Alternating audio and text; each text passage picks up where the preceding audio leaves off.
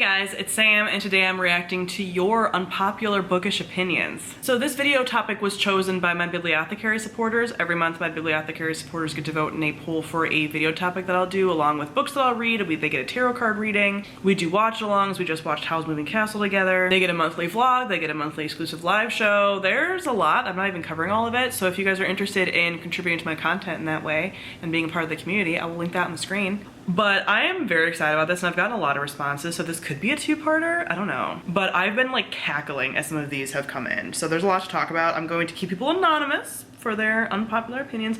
Some of these aren't very unpopular, I don't think. And if there is a book that someone put an unpopular opinion about that I haven't read or that I don't have an opinion on, I'm not including that because I can't really react to it because I don't have anything to go off of. But otherwise, most of these I definitely have thoughts about. So let's get into it. There were a lot of opinions about Sarah J. Maas and all of her books being overhyped, the ACOTAR series being overhyped, both Rice and Tamlin being problematic and people need to stop acting like Rice isn't, that her books are toxic and overrated, that they're garbage. Like, there's a lot of Sarah J. Maas stuff in here. I will say I don't necessarily think that that is a unpopular opinion. It's interesting because I feel like Sarah J. Maas both has a very voracious fandom and very voracious like anti-fandom. And I definitely fall in like the she's overrated camp, so I would agree with that. I would say that as far as like Rice and Tamlin are both problematic and people shouldn't act like Rice isn't. Yes, I feel like here's the thing with like shipping and problematic ships and all of that. I am a little just like over as like a fandom old the fact that like lately we haven't been able to talk about ships without being like, if it's problematic or if the characters in it are not acting perfectly, therefore they're the worst and toxic and whatever. I would say Tamlin's pretty toxic. He's kind of supposed to be, at times he's a villain. Tally obviously has an opinion about this too. But I've talked about before, in my personal opinion, that like fantasy characters, especially characters like this that are like way older and have different sets of morals, the Fae have different sets of morals, that like we can't necessarily judge them on like our moral code, but beyond just you know, Reese or anybody in like the ACOTAR fandom or like this specific example. I also feel like, can we just go back to saying that some ships give us the ick and it doesn't always necessarily mean that they're like the worst, problematic, or toxic? I don't know. I feel like we can talk about this in both ways and a lot of people don't make room for that. Like, people are either like, it's the best and it has no problems, or like, it's the worst and no one should ever talk about it. And I'm very much in the middle where I'm like, it can be both. Like, it can be, there can be problems that we can discuss and like have, you know, discourse about and like use that to discuss media because that's fun. But also, if we don't like something, we don't have to be like, you're bad if you like it. You know, there's some cases where that's true. Again, this is all a spectrum. So I feel like I have to make a bunch of disclaimers about it when I say stuff like this. But, you know, take this and what I'm saying in good faith and don't make bad faith arguments against me about some of this stuff, with like knowing that I'm not going to promote or say like some relationships that are truly toxic are totally fine. But I think the grand majority of sort of like fandom couples are on a spectrum and like that's fine. So yeah, I largely agree with this. Like, Sarah J. Maas is overrated. I don't really know why she has such a voracious fandom, but she also has a very voracious anti-fandom. So I feel like that balances it out a little bit, to be honest. There was a lot of talk of like Stephen King and just like typical white male fantasy authors being overrated. Like Stephen King being overrated, The Name of the Wind, Patrick Rothfuss being overrated. If Brandon Sanderson stopped writing today, it would be fine. Like, that kind of stuff. I think generally speaking, like, yes, a lot of these, so here's the thing. I really like Brandon Sanderson. I liked The Name of the Wind. I haven't read past it yet because the man hasn't, you know, announced any other books. But I've liked those books. I don't read Stephen King because I'm not into horror. I know he doesn't just write horror.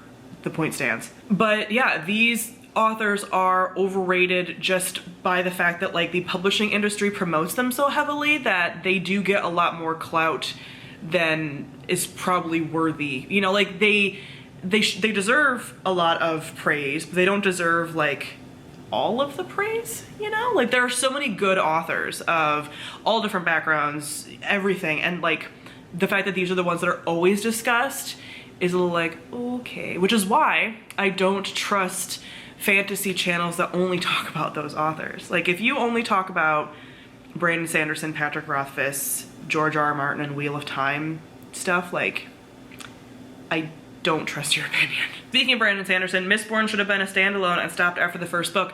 I don't agree. I love the first book, and I think that it could stand alone as a first book, The Final Empire, but I think the overarching theme of that first trilogy, because I still am reading the second Mistborn series, but the overarching themes of that first trilogy, the finale of that is really good. So while it feels, the rest of the series feels very different from the first book, I still think the whole series is really good, especially the finale.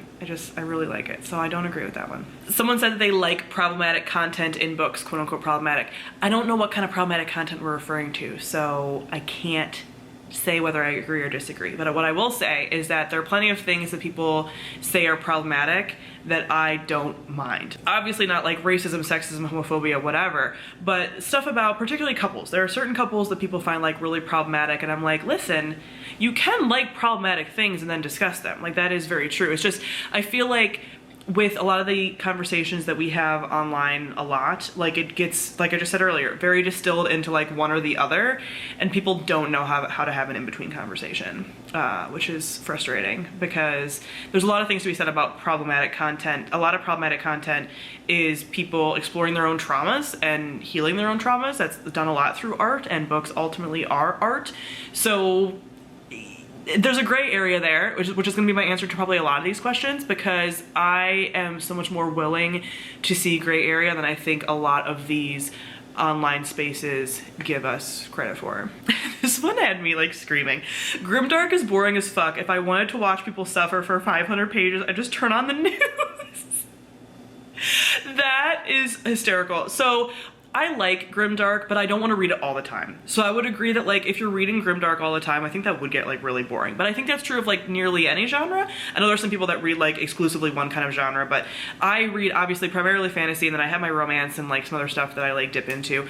But if I was just like only reading Grimdark fantasy, yes, it's incredibly boring. But I do like some of the themes that Grimdark explores, and I like Grimdark when it's like, it's so tough because a lot of Grimdark is just grim for the sake of being grim and horrible and whatever, and I'm kind of like, oh my god, like be more creative.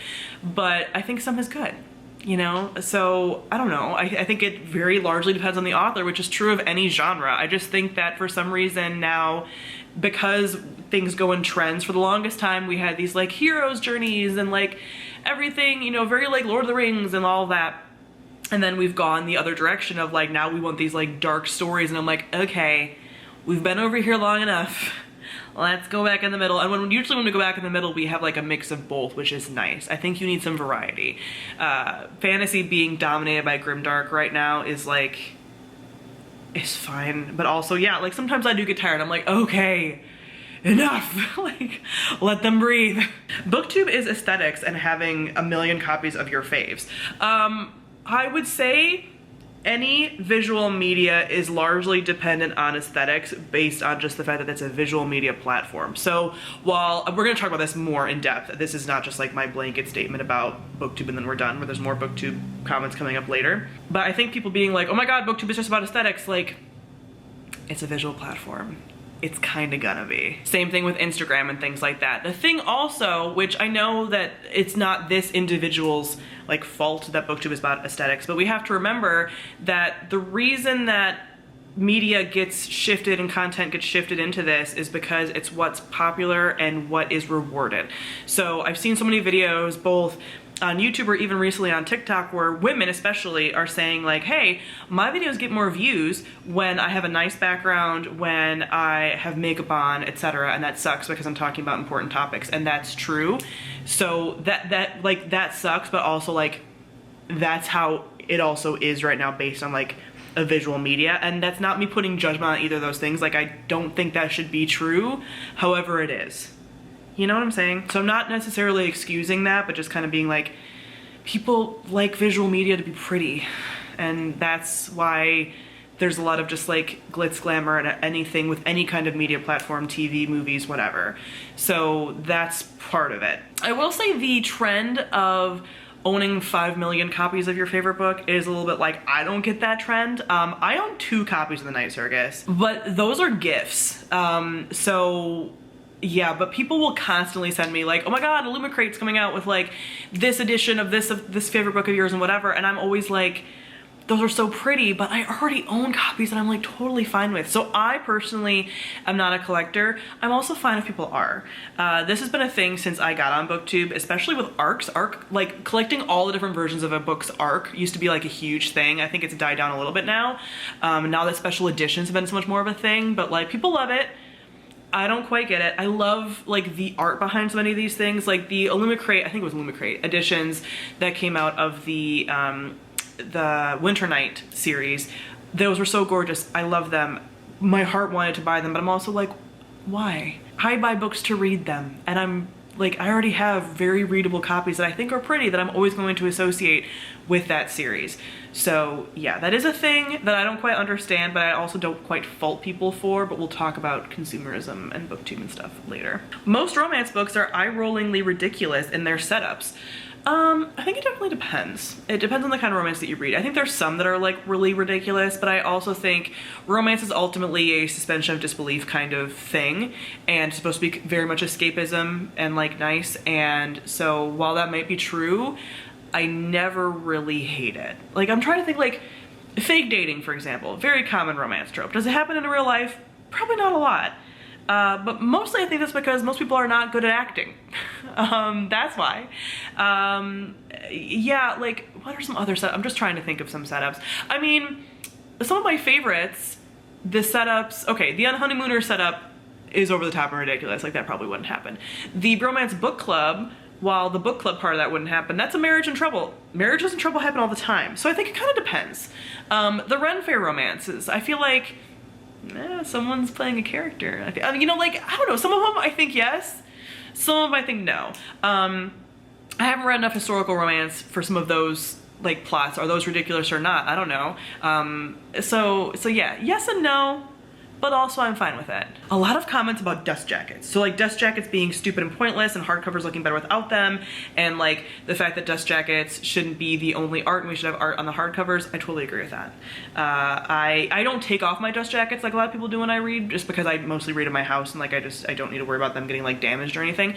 But I wish we had more pretty naked hardbacks and that we displayed the naked hardbacks. My copy of The Night Circus, my newest copy that I got, that gift that I got, is a naked hardback and it's gorgeous and I love it.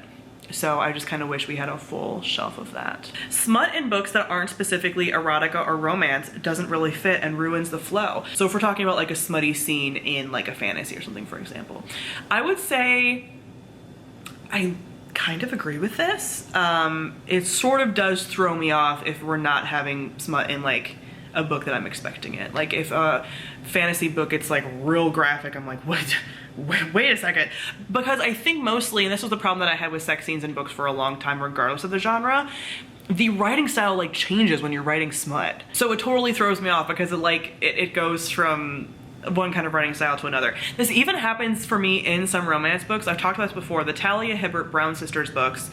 The sex scenes in those are ridiculous, in my opinion, because the writing changes between the sex scenes and the like rest of the plot, and it always like takes me totally out of the story because I'm just like, what is this? And I think that happens a lot. I think sex scenes are probably really hard to write, to be honest, and like I don't know. I don't know. I've never had to write a sex scene. I think they're hard to write well, and so if you have like a really well written fantasy or something, and then all of a sudden we're having this like sex scene, and someone doesn't know how to write a sex scene, it can be bad. It can ruin it. I'm tired of book talk / bookstagram being so romance heavy. I like romance, but I need variety. I don't have a big opinion on this. I will say about book talk that most of the content that I have seen has been romance heavy or like smut and erotica heavy, which is interesting because I don't know, the only reason that's getting recommended to me is because I occasionally like book and like nerd content, and I'm not actually liking other like romance content. So I think it's because book talk is so heavily dominated by romance.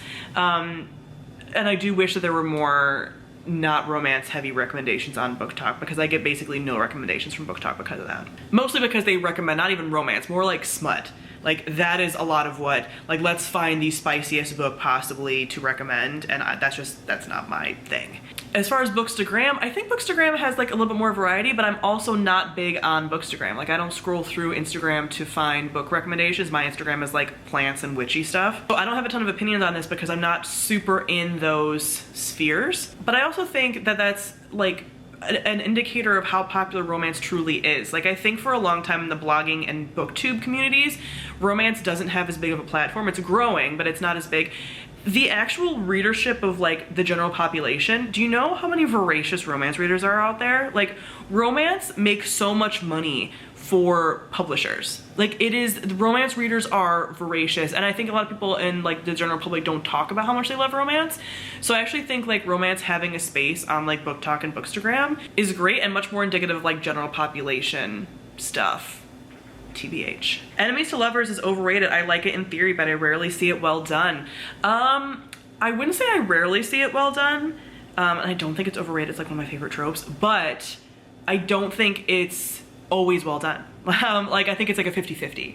I think there's plenty of books that try to do an enemies to lovers and then do it way too quick. The thing that I like about enemies to lovers and why I look at it in stories and like try to read those books is because it needs to be a slow burn. But so many authors will do an enemies to lovers and then not make it slow burn. And I'm like, that is the whole point. Like, they need to go from like enemies to like reluctant allies to reluctant friends to lovers. Like, we can't just have this jump from enemies to lovers. That's when it's bad. So yeah, enemies to friends to lovers should be like the real trope line that we use, so that I know that it's not just gonna be like a, you know, spicier version of insta-love. The Six of Crows group isn't a found family. They're 3 friends and adjacent boyfriends. I mean, I've never thought of it that way, but you're not exactly wrong. I mean, I would say the ones that are like, I think you're changing my worldview. I think they are friends and a found family, but I would say that there are other found family heist stories that are more found family than they are. I do think that you're not wrong, actually. Because I would say like Inej and Jesper and Nina are friends, and then they each have their like boyfriends. I don't think you're wrong. I can't stand Colleen Hoover's writing. Everyone loves her, and I'm like, nope. I agree with you. I haven't read Colleen Hoover in years now, but when I was reading her, she was, the last book that I read by her would have been like maybe Someday. So it's been a long time. So I can't say anything for her new books, but I doubt that they've changed that much. The woman loves to write just like trauma porn, and she beats you over the head with it. So yeah, I would say probably true. The Witchland series is so much better and more unproblematic than anything Sarah J. Maas has written. I would say yes. I've recently done a video on the Witchland series and why everyone should read it.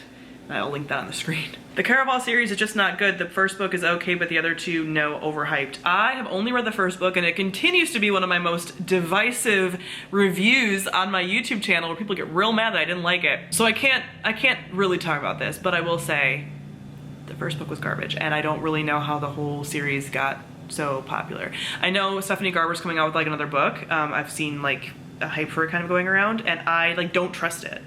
I'm like, that book I had such high hopes for, and it was so bad for me that like I don't even know if I can read anything else by her, because I was betrayed too much by that Caraval book. Sponsored content on BookTube has kind of turned me off book recommendations. This one's interesting because maybe I'm just like really out of the BookTube loop, and maybe I don't follow enough creators, because I think a lot of creators that I used to follow have like kind of dropped off of BookTube. But I've never seen sponsored content be really like sponsored reviews in a very, very long time. Like, when I first joined BookTube, there was a small period of time when there was sort of like sponsored reviews happening, but I haven't seen a sponsored review in a very long time. If anything, both if I'm being reached out to for a sponsorship, or if I see other people doing sponsorships, it's like, hey, mention our book when you're talking about a certain theme, or like in a book haul or something. But I don't even know if, correct me if I'm wrong, are sponsored reviews still happening? Because I really do not think that they are. I have not seen them, and I have not experienced them from people reaching out for me to do them. I don't do sponsor reviews anyway, but they haven't been a thing that's even been proposed in quite some time. So I wouldn't say that sponsored content, in my opinion, is ruining BookTube by any means, because I just don't think, there's always been this disconnect between the creators and the audiences about sponsored content. I think audiences so much think that we're being paid for our book opinions, and like I said, since 2015 maybe, I cannot like remember the last time that I was asked to do a review for money. I couldn't even tell you what book it was. So not that I'm like the only creator and that there aren't people getting like propositioned for that, but I just don't think it's happening as much as people always think that it is happening. Most series are longer than they should be. I think this could, I mean, there's definitely some series that I feel like could have been longer, but I think a lot of series are turned into trilogies that could be duologies. This was another one that had me rolling. People who ask for more smut in books should just read fan fiction like respectable geeks. I think there's room for both. I'm not a big smut reader, so again, I can't really like comment, but I think like, yeah, like if you want more right now, Archive of Our Own is right there. Like go for it. Live your best life. Blood and Ash belongs on Wattpad. I Will Die on This Hill. I have not read Blood and Ash, but some of these books that are really popular for being like smutty fantasy romances do feel to me like Wattpad or like fan fiction books. I think you're not wrong. So I've gotten two different things about this. Listening to audiobooks is not reading. There are two different ways of experiencing reading. And then someone else said audiobooks are reading. I'm always very blown away by the first statement as far as like listening to audiobooks is not reading. That's such a semantics ableism thing that I don't get why people try to die on this hill. You're experiencing the story.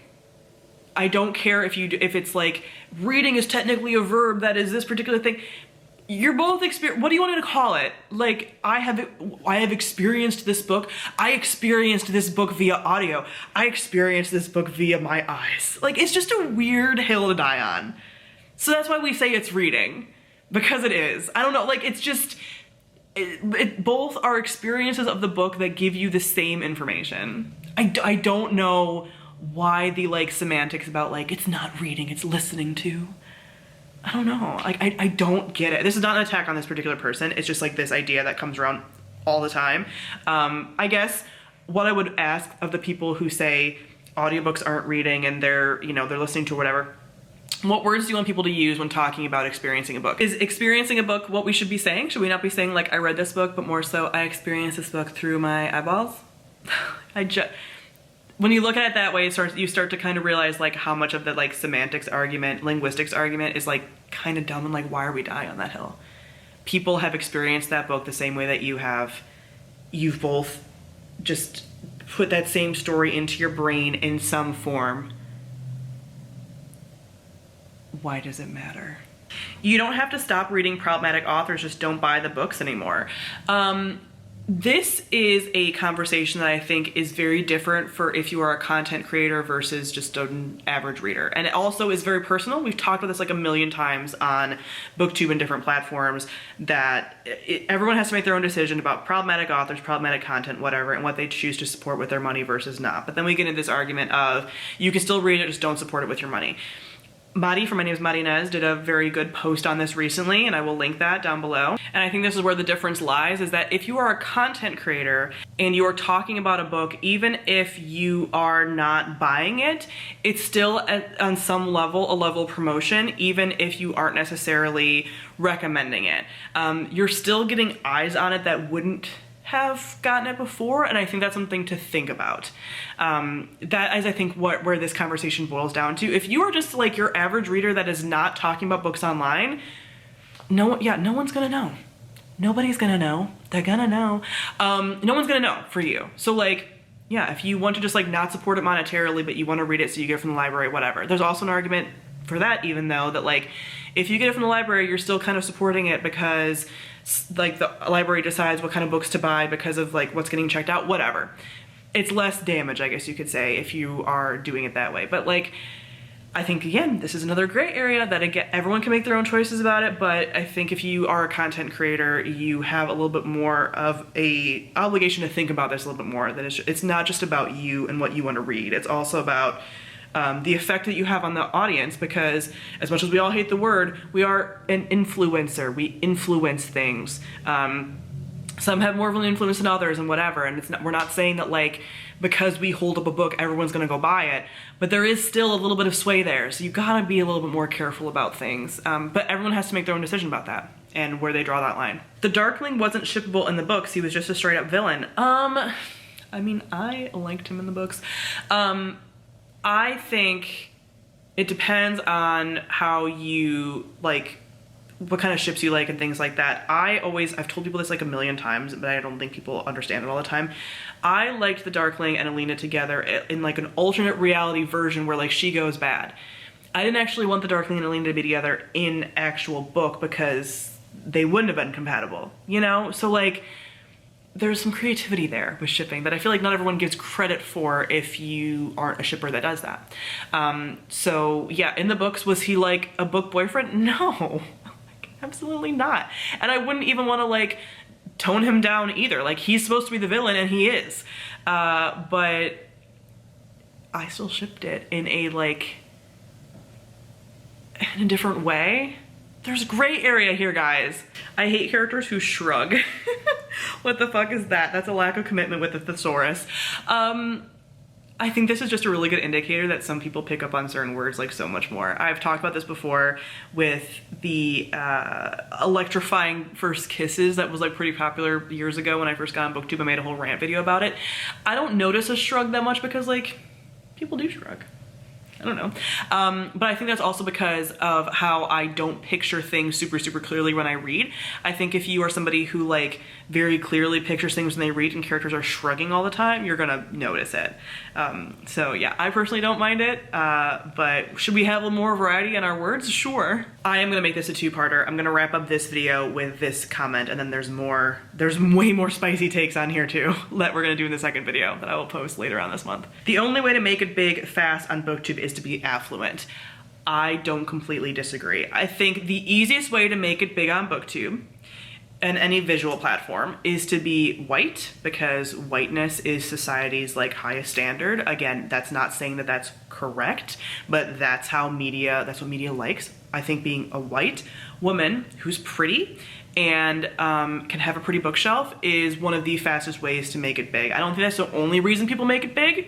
People get very bent out of shape about this. No one is saying that the only reason some of these creators are big is because of this. This just helps. It just boosts them further, faster. You will see this in who some of the biggest content creators are, in how quickly people's channels blow up. If you are reading, again, the very stereotypical BookTube books, mostly like YA fantasy. I mean, it kind of changes over the years. Like for a while there, it was like YA contemporary was really big.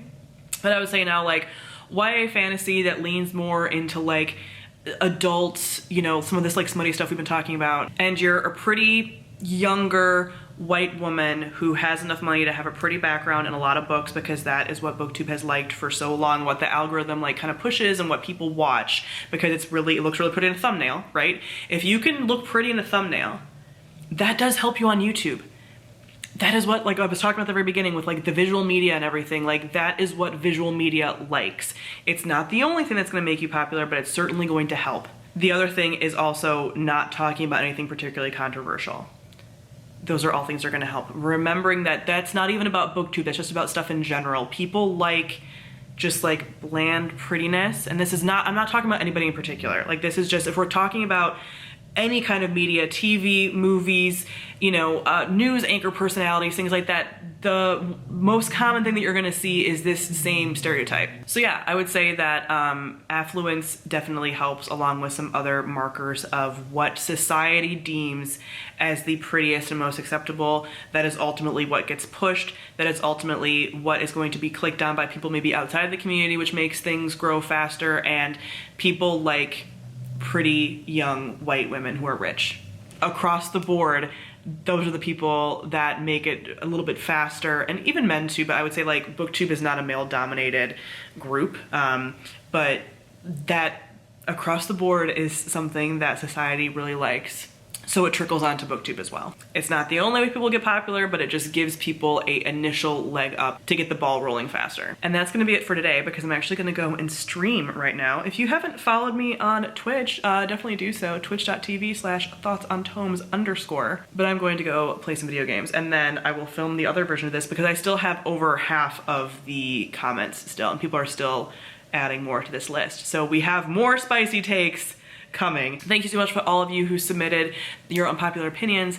Like I said, look forward to the second video probably next week sometime. Thank you all for watching, and I'll see you other guys soon. Bye.